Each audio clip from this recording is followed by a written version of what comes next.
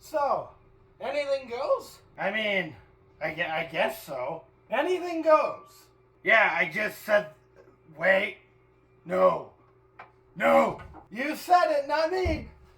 It ain't easy being a Coyotes fan. And it ain't easy being a Coyotes fan living in Alberta. To the north of me are the Edmonton Oilers, and to the south of me are the Calgary Flames. And here I am, smack dab in the middle. So join me for Season 1 of the Albertan Coyotes Fan, where I talk about the Arizona Coyotes, the 23-24 Arizona Coyotes.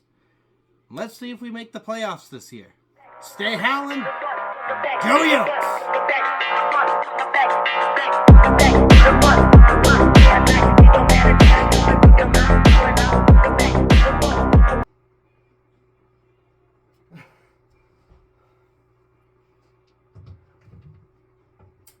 There we go. Well, Yotes win 2-1 against the Anaheim Ducks, and I'm just going to say right now, and everything you're about to hear is coming from a biased Coyotes fan. So I'm going to give a quick rundown of the game, and then I'm going to get into the rest of whatever it was. Okay, so first things to note. The Coyotes managed to get an early shot on the Ducks, so the tides have turned on that one. There was a really good chance it doesn't go in. And from this point on, the rest of what I'm going to say is strictly the statistics side of things, specifically goals. So the first goal is scored. It's for the Coyotes. There's a penalty on the Anaheim Ducks. Player gets sent to the box, and I'm going to probably not reference a single Anaheim Ducks player for reasons that we'll get into, very much get into. But face-off is drawn. Valimaki gives it to Zucker, who puts it in the back of the net. We got one goal. Sound the horn. Da-da-da-da-da. Da-da-da-da-da. We get into the second period. And again, the Ducks take a penalty. This is for the second goal, which goes to the Coyotes. Ducks take a penalty, but they don't find possession. So it's a 6-on-5 because the goalie left the ice so that we could get the extra attacker, because when the Ducks do touch the puck, we go on the power play. But that never happens because Keller gets the puck. He does a whole bunch of fake outs and a whole bunch of crazy stuff that fakes out the goaltender, fakes out the defense. He shoots, and it goes up to the right side of the goaltender for the Ducks. And there we go, 2-0. Baby, I'm howling for you. We can tell I'm in a good mood. Totally a good mood. Definitely not going to be ruined by anything else that happened in this game. Somewhere in there, Vejmelka had a real good cross-the-crease save to rob the Anaheim Ducks of a goal. But the Ducks do manage to score one in the third period to break the game down to 2-1. And it was a cross-ice pass in front of the crease, easy tap-in. That's the Ducks' only goal. And again, we are not naming names. I refuse. So with that record time of explaining the game away, we get into the nitty-gritty. Because the Coyotes were playing physical. The Ducks were playing physical. And then the Ducks were too physical. There is a play where one of the Coyotes players was making a rush towards the goal, and there was a Ducks player on him. And the Ducks player grabs onto the Coyotes player. And in some weird spin move, he throws the Coyotes player down to the ice, and the Coyotes player is sliding. He's looking for a call. It doesn't come. Why did it not come? That was holding. That was throwing. That should be a penalty. If anything, that specifically should be a penalty. Since when are people allowed to just throw other players? Since when is this a thing that can actually happen in a hockey game, in an NHL game, where you're just allowed to do that? How is that not breaking up a play illegally that could be a good scoring chance? Now, before we get into the rest of this, I will say the Ducks did end up with, I think it was 5 penalties. So it's not like the whistles were completely just silent for the game, but there were some things that were just ridiculous. Like, for example, Gudas takes a charge at a Carconi who is bent down to try and play the puck, for what I can see. And again, it's a Coyotes fan being biased. I'm sorry. It's who I cheer for. This is my team. Go Yotes! So, Gudis takes a run up at Carconi and nails him. And there's a penalty. Now, would you believe me if I said that the penalty went towards the Yotes? They were going to see if there was a major penalty for Gudis. But, it was shoulder on shoulder. It doesn't matter that the kid got hurt. No, it was shoulder on shoulder. It was perfectly clean. And instead, Carconi, who is now in the locker room dealing with injury, he has to serve, which is served by Schmaltz, a 2-minute minor misconduct for a slash. And yes, the slash should have easily been called. But at that same point, if the kid gets injured, why is there not a major penalty on Gudis? Why is this not a thing? And you can come at me with, it was clean. It was shoulder on shoulder. It was whatever you want to call it. The kid got hurt. People get suspended for this kind of thing. And he just, nope, nothing. Nothing at all. The referees get in their little pod. They talk about it for a bit. We're rescinding the penalty on Gudis. But this kid, no, he goes off to the box. Oh, wait, he's in the locker room? Okay, let's take one of the Coyotes' best players and send him to the box. What is this game? What is this league? I'm okay with hits that are clean, with hits that, you bounce back up from.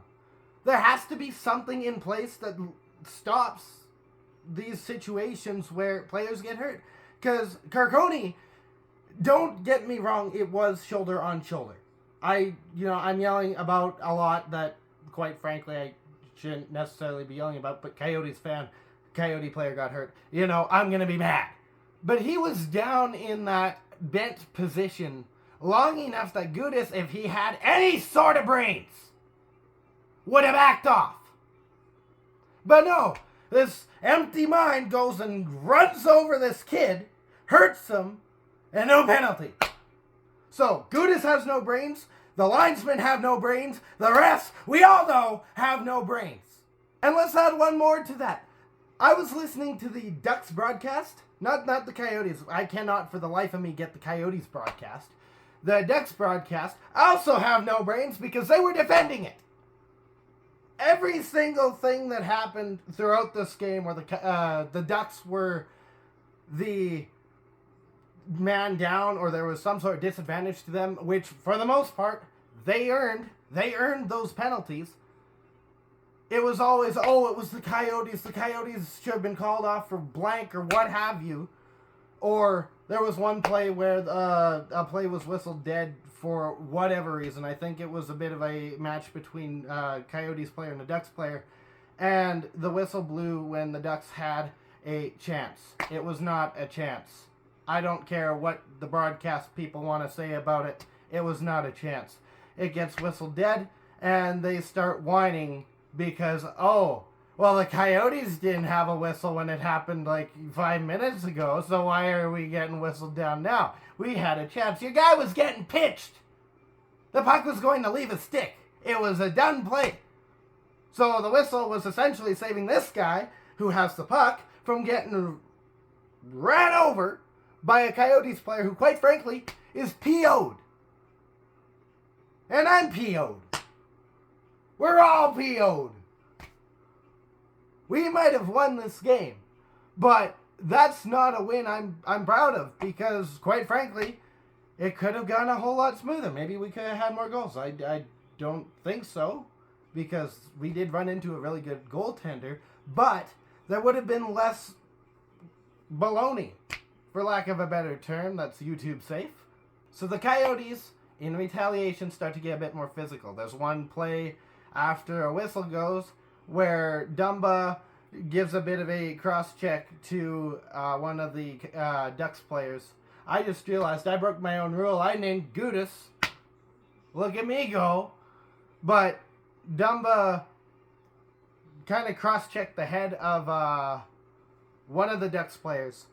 And if I remember correctly, there was a penalty on the play.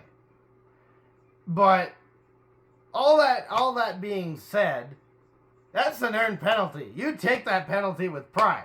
You stand up for your team. You stand up when someone on the other team does something stupid. I, quite frankly, liked what I saw because there were guys who were willing to step up and do something about whatever crap we were getting. From the refs, even with the 5 power plays, from the refs, from the Ducks themselves, from the broadcasters, which thank goodness they couldn't hear. And the epitome of this happened when O'Brien and Johnston got into a fight. There I go naming more Ducks players that I wasn't going to name. So, woo! The two start out there face-to-face with each other. It turned into a fight where... I don't even... I don't even know how to explain this other than it looked like both of them were trying to eat each other.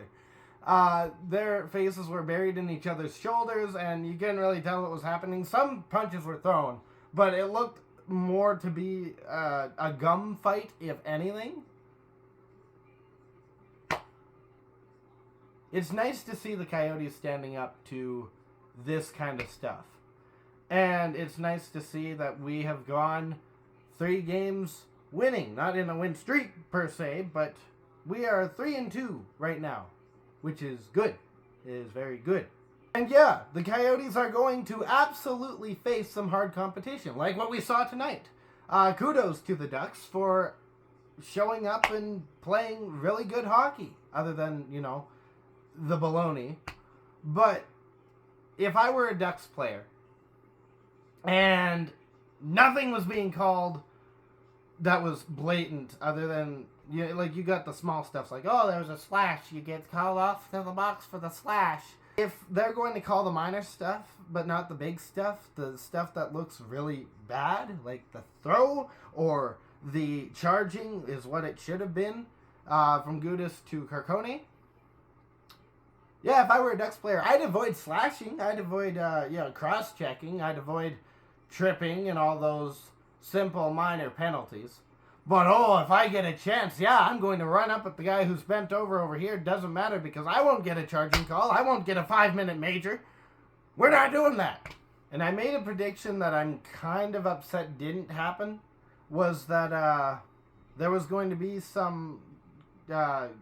fighting at the end of the game. I was hoping for it because I was hoping that they'd get a message sent to the Ducks where when we go to their barn, they know not to mess with us, which inevitably is going to happen. They're going to mess with us. But there was no message at the end of this game. Everyone skated off. The Coyotes did their little celebration with the woo, and that's how the game ends. The game ends with a win, mind you, so it's good. I'm not mad that we won, but the integrity. I've covered this before. I've only got 6 other videos out, and I've already covered the integrity of the reffing. And here we are with, I would argue to say, unless something egregious happens, we've got just under 80 games to go. 77, I think. 76, 77 now. I can math. I think this game will be the Coyotes' most aggressive and the most blatantly misofficiated. That's the right word. I'm going with that. Even if we did come up with the win.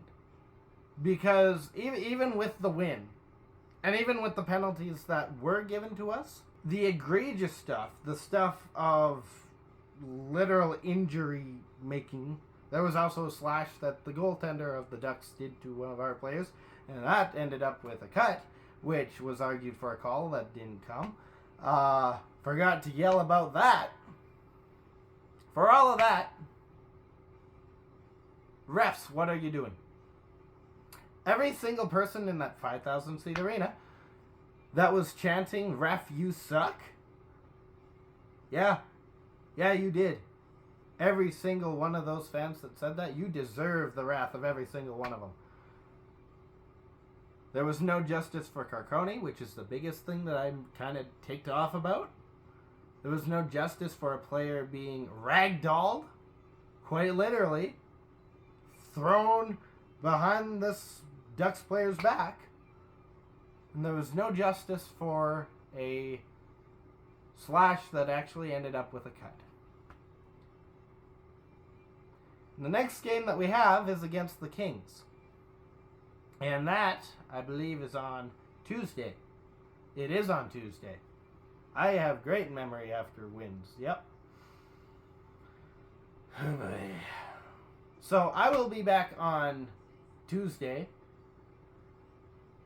And we'll see if I get this loud again. It might happen. I don't know. Stay howling. Go Yotes. We win. Boo refs. Thank you for watching.